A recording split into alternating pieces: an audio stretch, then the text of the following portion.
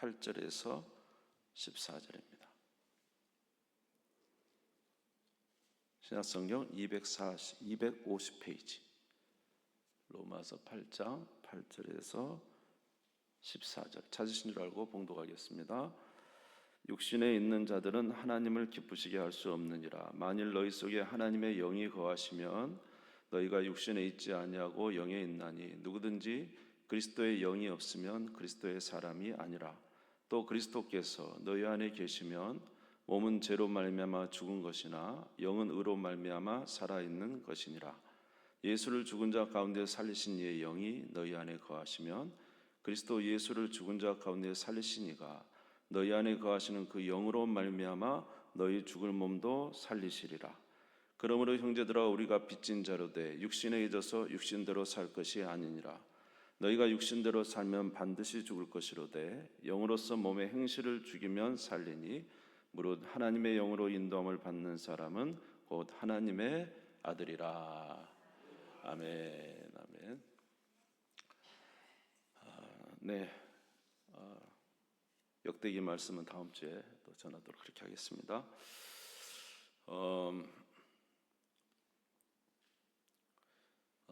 우리가 이제 예수님을 믿으면 예수님이 십자가에서 대속을 이루었기 때문에 우리는 그냥 뭐 어떻게 살든지 방종하며 살아도 된다 이렇게 생각하고, 예수님께서 어차피 우리의 과거의 죄와 현재의 죄와 미래의 죄를 다 대속한 것이기 때문에 내가 뭐 이렇게 이제 연약함 속에 죄악 가운데 살아도 뭐 별 문제 없지 않겠는가, 이제 이런 생각을 할 수가 있다는 것이죠.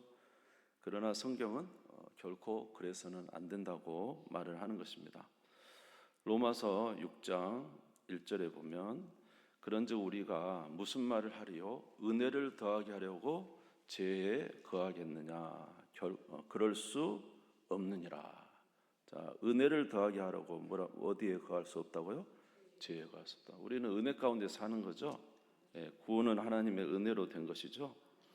그런다 그래서 우리가 은혜에 있으니까 그냥 뭐 죄를 지어도 되겠는가? 그거는 그럴 수 없다는 것이죠. 예수 그리스도께서 우리를 건지신 것은 어디에서 건지셨죠? 예수님이 오신 건 그 백성을 자기의 백성을 그들의 죄에서 건져 주시기 위해서 예수님이 오셨잖아요. 우리의 삶의 모든 문제가 사실 이제 죄에서 시작된 거 아닙니까? 그래서 이제 그 죄에서 건져주러 오셨는데, 다시 말해서 죄에서 건져주러 오신 예수님을 믿는 우리가 죄 가운데 살아도 되는가? 그렇지 않다는 것입니다. 예수님이 오신 것은 우리가 다시는 뭐의 종로로 하지 않기 위해서, 죄의 종로로 하지 않게 하기 위해서 오신 것이죠. 자, 오늘 이제 성경을 보시면 되겠습니다. 로마서 6장 6절을 한번 보겠습니다. 로마서 6장 6절을 보겠습니다. 같이 읽겠습니다. 시작. 우리가 알거니와 우리의 옛사람이 예수와 함께 십자가에 못 박힌 것은 죄의 몸이 죽어 다시는 우리가 죄에게 종노릇하지 아니하려 합니다. 아멘. 다시는 뭐에 대해서?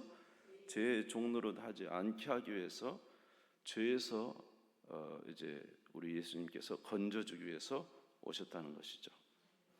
그러면 이제 우리가 은혜 아래 있지만은 죄 가운데 살면은 어떻게 되느냐? 그것은 우리 영혼이 죽는 결과가 온다는 것입니다. 로마서 8장 6절에 보면 육신의 생각은 사망이다 그랬거든요. 그러니까 우리가 이 땅에 죄 가운데 살아가면 우리의 영혼이 죽은 자처럼 된다는 것이죠. 전혀 생명력이 없고, 그리고 죄 가운데 살면 죄의 싹은 사망이기 때문에 사망 가운데 거하는 우리의 마음도 우리의 삶도 다 이런 사망과 같은 그런 이제 죽음의 골짜기에 거하게 되는 거죠. 우리가 지금 구약 성경을 다 봐도 하나님 말씀대로 순종하며 살 때는 어땠어요? 참 복되고 부강하고 그랬잖아요. 근데 하나님 말씀대로 살지 않으니까 어떻게 됩니까? 주변국들이 일어나서 이스라엘을 다 이제 무너뜨리고 그 삶이 굉장히 피폐해지는 것을 볼 수가 있습니다. 마찬가지로 저와 여러분들도 하나님의 말씀대로 살지 않고 이제는 하나님의 말씀을 범하는 죄 가운데 살아간다면 우리 영혼도 육신의 생각은 사망인 것처럼 죽은 자처럼 생기 없고 힘없는 자로 그리고 매우 피폐한 자로 그렇게 살아가게 된다는 것입니다. 그러므로 우리는 그리스도 안에 있지만은 이런 죄를 짓지 않게 하기 위해서 오신 예수 그리스도의 뜻을 받들어 우리는 거룩한 삶을 살아야 됩니다. 그러면 우리가 죄를 짓지 않으려고 하면 어떻게 그것이 가능한가라는 것입니다. 그것은 우리가 율법이 선하다는 것을 아는 것만으로 죄에서 벗어날 수 없어요. 죄의 역사는 어마어마하게 큽니다. 우리가 하나님 말씀이 옳다라는 것을 인정하는 것으로 하나님 말씀이 옳습니다. 그런다 해서 우리가 죄를 이겨낼 수가 없습니다. 죄는 우리 안에서 엄청난 지배력을 갖고 있는 것은 우리가 태어나면서부터 뭘로 태어났죠? 죄인으로 태어났기 때문에 우리 안에 있는 죄의 역사는 어마어마하게 큰 것이죠. 그래서 사도 바울도 이제 그 죄의 역사 가운데 너무너무 고통스러움을 말하고 있는 거예요. 로마서 7장 14절부터 18절에 보시면은 이제 하나님의 율법이 신령한 줄을 알지만 그 죄에서 벗어날 수 없는 자신의 그 고통을 이야기하고 있습니다. 우리가 율법은 신령한 줄 알거니와 나는 육신에 속하여 제 아래 팔렸도다. 내가 행하는 것을 내가 알지 못하노니 곧 내가 원하는 것은 행하지 아니하고 도리어 미워하는 것을 행함이라. 만일 내가 원하지 아니하는 그것을 행하면 내가 이로써 율법이 선한 것을 시인하노니 이제는 그것을 행하는 자가 내가 아니요 내 속에 뭐라고요? 거하는 죄니라. 내 속 곧 내 육신에 선한 것이 거하지 아니하는 줄 아노니 원하면 내게 있으나 선을 행하는 것은 없노라. 여러분 우리가 이제 죄를 짓잖아요. 그러면은 그 죄를 지으면서 생각나는 거예요. 분명히 이것은 옳지 않다. 그래서 그걸 안 지으려고 많이 노력을 합니다. 그런데도 또다시 그 죄를 집니다. 또다시 그런 죄를 지어요. 그러면서 여러분 느끼는 게 뭡니까? 우리는 태어나면서부터 뭘로 태어났다? 죄인으로 태어났다는 거예요. 그걸 계속 말해주고 있는 거예요. 내 본성이 뭐다? 죄인이다. 그래서 이제 그 태어나면서부터 이렇게 죄인으로 태어난 걸 뭐라 그랬냐면 원죄라 그래요. 원죄. 우리는 아담과 하와의 후손으로 태어나면서부터 죄인으로 태어났어요. 그러면서 또 죄를 짓고. 그러니까 태어나면서부터 죄인으로 태어나서 죄를 지었으니까 나중에는 필연적으로 어디 가게 될 것 같습니까? 지옥 가는 인생이죠. 그러니까 하나님께서 율법을 주신 목적이 뭐냐면 율법은 계속 우리가 뭐다는 것을 지금 알려주고 있는 거죠. 죄인이라는 걸 알려주고 있는 거예요. 하나님 말씀이 계속 너는 죄인이다. 봐, 너 죄인 맞잖아. 그러니까 아무리 자기가 죄인이 아니다 그래도 하나님 말씀을 못 지켜요. 그러면서 자기는 내가 죄인이구나. 내가 뼛속 깊은 데서부터 죄인이구나. 이것을 깨닫게 되는 것이죠. 그래서 사도 바울도 여기서 말하면 내가 율법이 선한 것을 인정한다. 14절에 우리가 율법은 신령한 줄 안다. 그러나 나는 뭐 아래 팔렸다? 죄 아래 팔렸다. 내가 율법을 지키려고 아무리 노력을 해도 도리어 율법을 행하는 것이 아니라 율법을 어그러뜨리고 악을 행하는 것을 보면서 내 안에 뭐가 있다? 죄가 있다는 사실을 깨닫게 된 것이죠. 자신이 죄인이라는 사실을 깨닫게 된 것입니다. 그런데 이 죄의 지배력이 얼마나 큰지 아무리 노력을 해도 이 죄를 이겨내지 못합니다. 수없는 노력을 해요. 정말로 아무리 금식을 많이 하고 아무리 자기가 열심히 노력을 하고 수없는 일을 해도 그런 거 있잖아요. 도박꾼이 도박 못하게 하려고 손목을 자르죠. 그래도 어디로 가요? 또 도박으로 가죠. 술 주정뱅이가 술을 너무너무 좋아해서 아무리 뭐 술을 다 치워놔도 별 수 없죠. 술을 찾아서 정말로 하는 것처럼 우리 안에 있는 죄는 아무리 우리가 죄를 이렇게 절제도 해보고 저런 방법을 쓰고 다 해도 이 죄가 우리를 죄가 이길 수 있느냐? 이길 수 없는 것은 우리 자체가 벌써 태어나면서 죄인으로 태어나고 우리 안에 있는 죄는 어마어마한 능력이에요. 죄가 우리 자신이에요. 이런 말이 있어요. 죄가 나다. 내가 곧 죄다. 이런 말이 있다니까요. 그러니까 이 죄의 역사에서 우리는 벗어날 수가 없습니다. 여러분 아멘 하십니까? 진짜 아멘입니다. 그렇죠? 네. 그러면 이런 죄에서 벗어나는 방법은 무엇인가?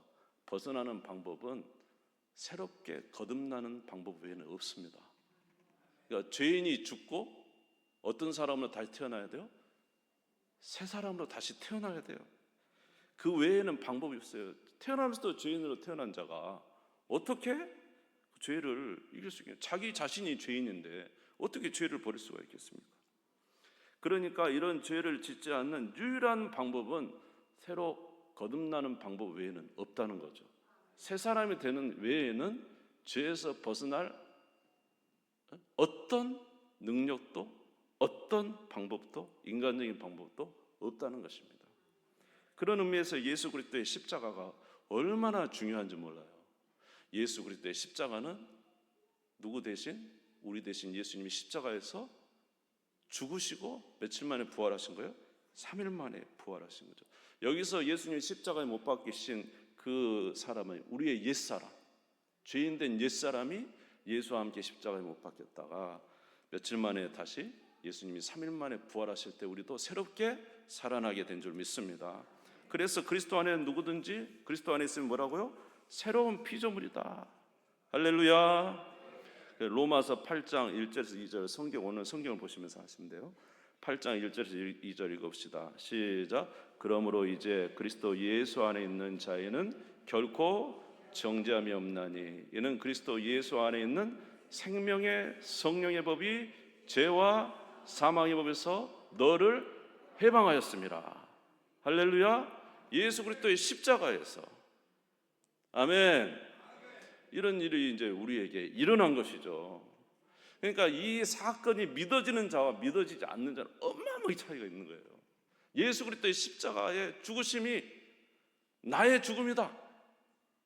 내가 그리스도와 함께 십자가에 못 박혔나니 그런즉 이제 내가 사는 것이 아니오 내 안에 그리스도께서 사시는 것이다. 할렐루야.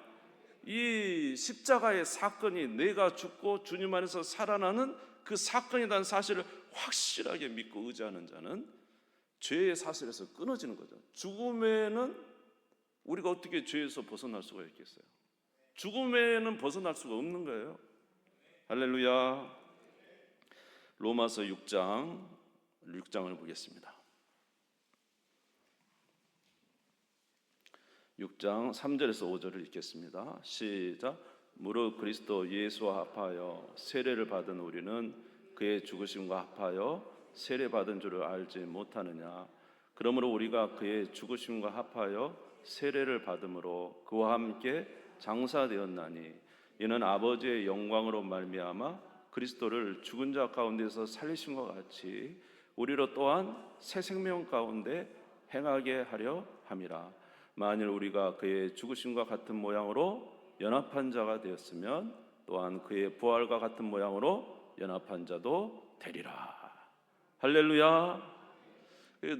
여러분 세례 받을 때는 반드시 세례의 진짜 목적은 뭐냐면 그가 예수를 믿느냐는 거거든요. 여러분 세례 받을 때 종국적으로 한 가지 질문, 당신은 예수 그리스도께서 하나님의 아들이시고 우리를 위해서 십자가에 죽으시고 부활하신 것을 믿습니까? 이걸 물어보는 거거든요. 그러니까 세례를 받았다는 것은 예수를 믿는다는 거잖아요. 그러니까 예수를 믿는 자는 그리스도와 합해서 어떻게 됐다고요? 4절에 보니까 우리가 그의 죽으심과 합하여 뭘 받음으로?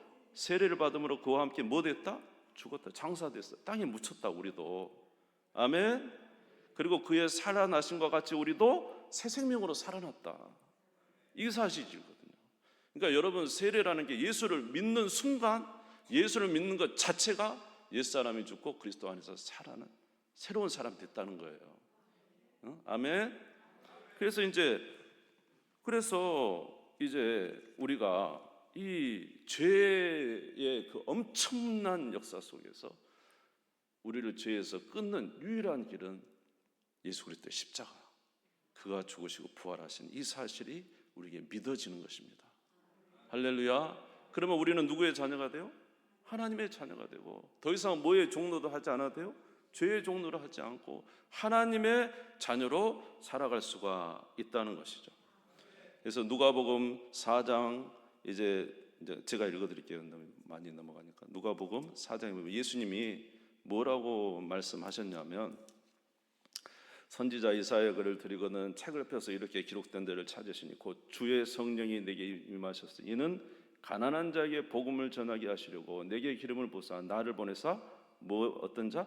포로된 자에게서 자유를, 죄에 포로된 우리에게서 뭐를요? 죄에서 자유를, 눈먼 자에게 다시 보게 함을, 눌린 자를 자유롭게 하고 주의 은혜의 해를 전파하게 하려 하심이라. 그 예수님이 오신 것은 포로에서 자유롭게 하기 위해서인 거예요. 죄에서, 마귀에게서, 우리를 얽어매는 모든 인생의 문제에서 우리를 어떻게 하려고요? 자유롭게 하기 위해서 오신 분이 예수님이라는 거죠. 그 근거는 바로 예수 그리스도의 십자가 사건인 것입니다. 할렐루야. 그럼 여러분 이 사실을 믿으시기를 주의 이름으로 축원합니다. 지금 정말로 여러분 예수 그리스도를 믿는 자와 안 믿는 자의 차이는 무리를 걷는 자와 무리를 걷지 못하는 자와 같은 의미예요. 예수 그리스도를 믿는 자는 무리를 걷는 자예요. 아멘. 하나님의 은혜 가운데 죄를 이기고 세상을 이기는 자와 같다는 거예요.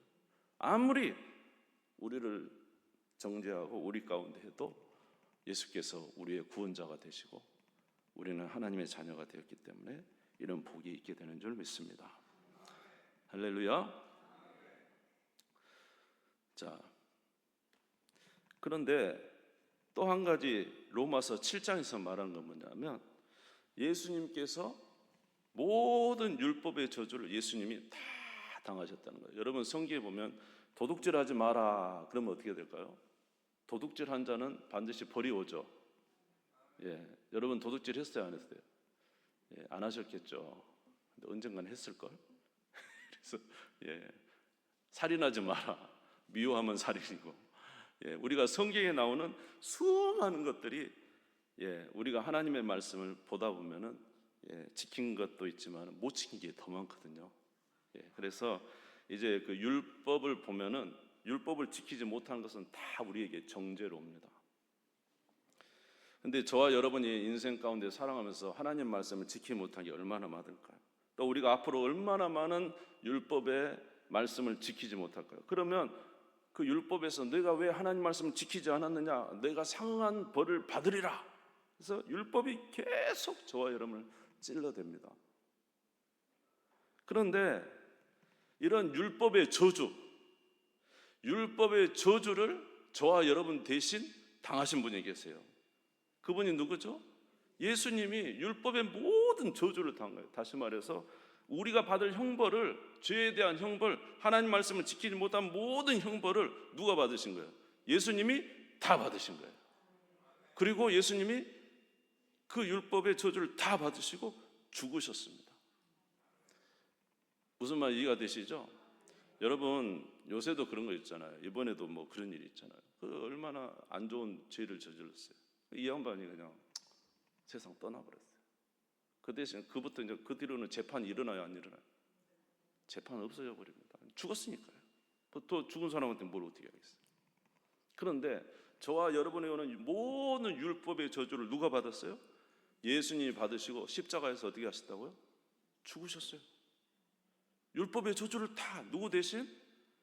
저와 여러분의 모든 저주를 예수님이 다 받으시고 그 엄청난 화살들을, 죄의 저주와 형벌들을 예수님이 다 받으시고 죽으셨어요. 그러니까 율법이 저와 여러분에게는 이제 화살의 역할을 할까요, 못할까요? 못하죠. 이미 이제 예수님이 다 받아버렸다니까. 어떠냐면 과거의 죄와 현재의 죄, 미래의 죄까지 율법이 계속 우리를 정죄하는 좀 이해가 되십니까? 그래서 예수님이 다 받으셔서, 다른 말만 하면 저와 여러분의 율법이 이제 더 이상 역할을 할 수가 없어요. 폐해져 버린 거예요. 아멘. 안 믿으시니까 성경을 읽어야 믿어지겠지. 로마서 7장 4절 한번 보겠습니다. 로마서 7장 4절에서 6절을 한번 읽겠습니다. 로마 7장 4절 6절 시작. 그러므로 내 형제들아 너희도 그리스도의 몸으로 말미암아 율법에 대하여 죽임을 당하였으니 이는 다른 이 곧 죽은 자 가운데서 살아나신 이에게 가서 우리가 하나님을 위하여 열매를 맺게 하려 함이라. 우리가 육신에 있을 때는 율법으로 말미암은 죄의 정욕이 우리 지체 중에서 역사하여 우리로 사망을 위하여 열매를 맺게 하였더니 이제는 우리가 얽매였던 것에 대하여 죽었으므로 율법에서 벗어났으니 이러므로 우리가 영의 새로운 것으로 섬길 것이요 율법 조문에 묵은 것으로 아니할지라. 어디에서 벗어났다고요? 율법에서 벗어났다. 예? 그 율법의 정죄에서 벗어났다는 거예요. 응? 그러니까 이제 율법의 정죄에서 벗어났으니까 그냥 뭐 우리는 이제 괜찮겠네 그렇게 생각하지만 한 가지 놀라운 사실이 있습니다. 율법의 정죄에서는 벗어났지만 여전히 우리 안에는 뭐가 있다? 죄가 있다는 것입니다. 자, 로마서 5장을 한번 보겠습니다. 5장 13절에서 14절 읽겠습니다. 5장 13절에서 14절 같이 읽겠습니다. 시작. 죄가 율법 있기 전에도 세상에 있었으나 율법이 없었을 때는 죄를 죄로 여기지 아니하였느니라. 그러나 아담으로부터 모세까지 아담의 범죄와 같은 죄를 짓지 아니한 자들까지도 사망이 왕노릇하였나니 아담은 오실 자의 모형이라. 자, 율법이 있기 전에도 뭐가 있었다? 죄가 있었다. 그러니까 율법은 언제 주어진 거죠? 모세를 통해서 주어진 것이죠. 아담부터 모세까지는 율법이라는 정확한 그런 내용들은 없었다는 것이죠. 그런데 율법 있기 전에도 죄가 있었어요. 왜 그것을 알 수 있는가 뭐냐면 결국 어떻게 됐어요? 우리가 그 전에 있는 사람도 다 죽었다는 거예요. 왜 죽죠? 죄 때문에 죽는 거잖아요. 아멘. 그러니까 오늘 제가 드리고 싶은 말씀은 율법의 저주에서 우리가 자유로워졌죠. 그러나 우리 안에 여전히 뭐가 있다? 죄가 역사하고 있다니까요. 우리가 거듭나서 하나님의 자녀가 됐지만, 그래서 율법의 모든 저주에서 우리가 자유로워졌지만 율법이 있기 전에 있던 죄의 역사가 얼마나 우리 안에 지금도 센지 몰라요. 어마어마하게 역사하고 있다니까요. 아멘. 그러면 우리가 이런 우리 안에 있는 죄의 역사에서 이기는 방법은 무엇이냐? 방법은 다시 7장 6절 한번 읽겠습니다. 7장 6절 읽겠습니다. 시작. 이제는 우리가 얽매였던 것에 대하여 죽었으므로 율법에서 벗어났으니 이러므로 우리가 영의 새로운 것으로 섬길 것이요 율법 조문에 묵은 것으로 아니할지니라. 자, 우리가 하나님의 자녀가 됐어. 아직도 우리 안에는 뭐라고요? 우리 죽을 육체잖아요. 죽을 육체 안에 죄가 여전히 역사하고 있다니까요. 아멘. 그러니까 이 죄의 역사가 어마어마하기 때문에 우리는 이제 어떻게 되냐면 영의 새로운 것으로 섬겨야 된다.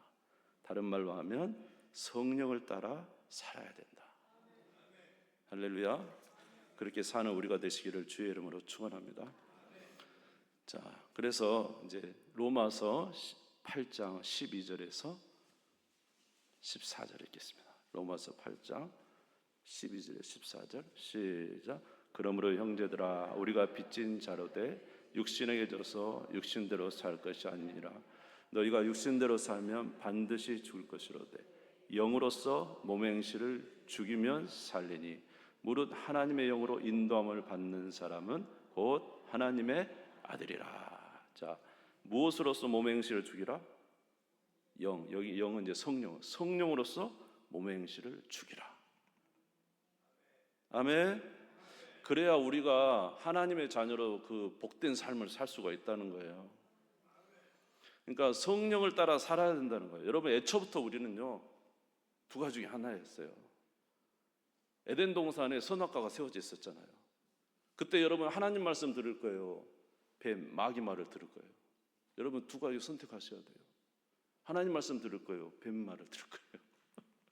네? 예? 그러니까 지금 우리 안에 두 가지가 있어요. 누구의 자녀가 된? 하나님의 자녀가 된 영적인 우리가 있어요. 그렇죠?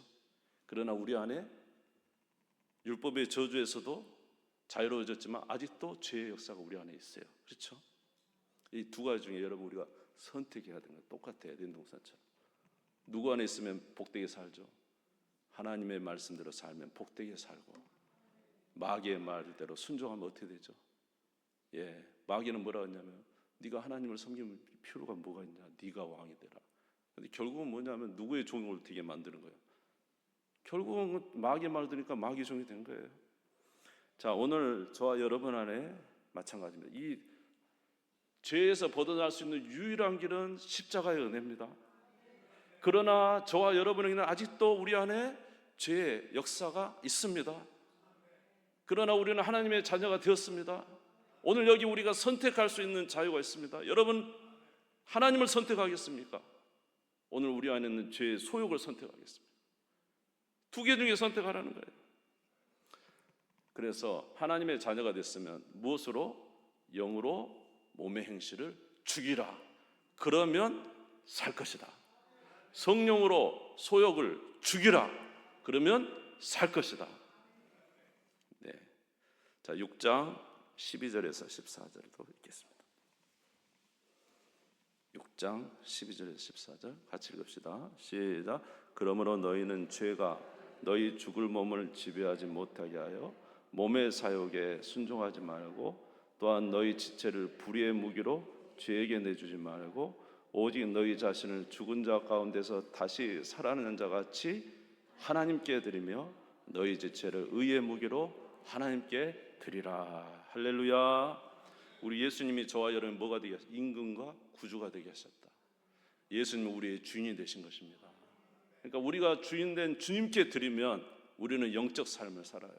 아까 육신의 생각은 뭐라 했죠? 사망이고, 영의 생각은 뭐예요? 생명과 평안이죠. 여러분 주님 앞에 드려서 이런 영적 은혜 얻으시기를 주의 이름으로 축원합니다. 이제 보다 보니까 어떤 좋은 글이 하나 있는데 이제 이것을 하고 마치려고 그래요. 할아버지가 손자를 가르칩니다. 마음속에는 늘 싸움이 일어난단다. 끔찍한 싸움이지. 마치 두 마리 늑대가 싸우고 있는 것과도 같단다. 하나는 악마 같은데 분노, 질투, 슬픔, 탐욕, 교만, 분개, 열등감 등을 가진 늑대란다. 다른 놈은 선한 놈이지. 이 늑대는 기쁨, 평화, 사랑, 희망, 친절, 겸손함, 정의, 신뢰함을 나타낸단다. 그런데 이 같은 싸움이 너희 안에서도 일어나고 모든 사람의 마음에서도 일어난단다. 우리 안에 늑대 두 마리가 있다는 거예요. 악한 늑대가 있고 선한 늑대가 있다는 거예요. 그러니까 손자가 질문해요. 그러면 할아버지, 어떤 늑대가 이기나요? 두 마리가 싸우면 어떤 늑대가 이기나요? 그랬더니 할아버지가 대답합니다. 내가 먹이를 주는 늑대가 이긴단다. 내가 뭘 주는 늑대가? 먹이를 주는 늑대가 이긴단다. 여러분, 우리가 성령을 의지하고 성령을 가까이 하고 우리 안에 계신 주님을 가까이 하고 그렇게 주님을 의지하면 육을 이긴다는 거예요. 그런데 우리가 날마다 육신을 따라 그냥 살아요. 정신없죠. 뭐 스마트폰 또 그렇죠? TV 뭐 여기 계신 분들은 바빠서 그럴 일은 없겠지만 예. 그러니까 항상 깨어 있어요. 누구를 의지해도 항상 주님을 의지해야 돼. 아멘. 여러분, 우리 스스로 승리할 수 없어요. 주님이 오신 일은 우리를 승리하게 하기 위해서 는 거예요. 어느 늑대에게 우리가 먹이를 주는 거에 달렸다는 거예요. 우리가 주님을 계속 의지하고 주님을 가까이 하고 쉬지 않고 기도하고 주님 가까이 하고 주님을 의지하고 살려고 하면 우리 안에 계신 성령이 우리를 인도해 주시고 악한 것을 이기게 해 주시는데 우리가 이거 등한히 하고 계속 육신의 소욕을 따라서 계속 삽니다. 정신없이 살아요. 그러면 뭐 답은 뻔하죠. 지는 것이죠. 그러면 우리는 어떤 삶을 산다고? 죽음과 같은 삶을 살아요. 하나님의 자녀되지만 전혀 생명력이 없는. 예. 우리는 지금 엄청난 영적 전투 안에 있어요. 우리 안에 늑대 2마리가 있어요. 예. 전에는 완전히 나쁜 늑대서 우리 다 그렇죠. 예수 안에 어떤 자가 됐어요? 하나님의 자녀가 된 그런 은혜가 있어요. 그러나 이 싸움이 엄청 처절해요. 그러니까 여러분 깨어서 기도합시다. 아멘. 예, 그리고 주님을 가까이 하시고 말씀도 가까이 하시고 정말로 승리는 영으로서 육을 이기는 성령만이 이길 수 있게 해주신 거예요. 그래서 성령 의지하시고 살아가는 삶을 위해서 말씀과 기도도 더 주님 앞에 전심을 다하고 따라서겠습니다. 내가 하나님의 모든 자비하심으로 너희를 권하노니 너희 몸을 하나님이 기뻐하시는 거룩한 산 제물로 드리라. 할렐루야. 이것이 너희가 드릴 영적 예배니라.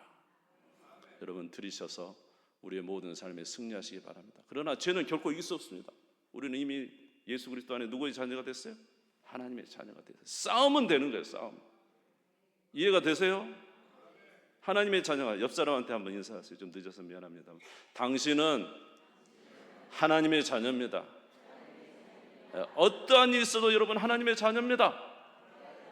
그러나 우리 안에 여전히 싸움이 있다니까. 이 싸움이에요. 아멘. 그런 싸움, 승리하는 삶을 살아가는 것이 주님의 뜻이다. 우리 주님 세 무릎 꿇고 잠시 기도하겠습니다. 하나님, 우리를 도와 주시옵소서. 우리로 승리의 삶을 살게 해 주시옵소서. 하나님을 가까이 하는 자에게 하나님이 복을 주신다고 했습니다. 하나님 의지하며 살게 하시고 주 잃어버리지 아니하도록 항상 깨어있도록 도와 주옵소서. 우리 주님 세 무릎 꿇고 잠시 기도하겠습니다. 주여, 주여, 주여. 하나님 아버지, 우리로 아버지 하나님의 죄에서 벗어나 하나님의 자녀가 되게 하심을 참으로 감사합니다. 율법의 저주에서도 우리는 하나님 자유롭게 하셨습니다. 그러나 율법이 있기 전부터 죄가 우리 안에는 있습니다. 우리가 하나님의 자녀가 되어도 이제 죽어가고 썩어질 육체 안에 아버지 죄의 습성이 여전히 있습니다. 우리로 하나님의 자녀가 되어 무리를 걷는 능력을 주시고 그 은혜를 살게 하셨지만, 그러나 아버지 하나님, 오늘 우리가 아버지 하나님이여 주님을 의지하며 살아갈 때 우리의 삶에 승리가 있게 될 줄 믿습니다. 능력이 있게 될 줄 믿습니다. 우리가 주님을 가까이 할 때, 아버지 주님을 의지할 때, 주님을 사모할 때, 주님을 잊지 않고 믿음으로 살아가는 자들에게 승리를 주시는 우리 하나님, 오늘도 그런 은혜의 삶을 살게 하시고 우리가 일평생 아버지 한 인생을 살아갑니다. 하나님, 어찌 맨날 패배하고 살겠습니까? 하나님, 승리하며 살게 도와주시고 은혜의 삶을 살게 하여 주시고 주 앞에 영광을 돌리는 우리가 되게 하여 주시옵소서. 우리 모두에게 아버지 은혜와 복된 삶을 허락하여 주시옵소서. 주님, 우리에게 이런 놀라운 은혜를 주셔서 감사합니다. 깨어있어 영적 싸움을 싸우게 하옵소서. 영으로서 육체를 이기면 산다고 말씀해 주셨습니다. 하나님의 영으로 인도하는 반자가 하나님의 자녀라고 말씀해 주셨습니다.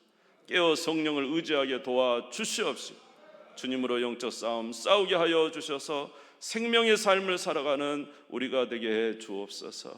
예수님의 이름으로 기도드리옵나이다. 아멘.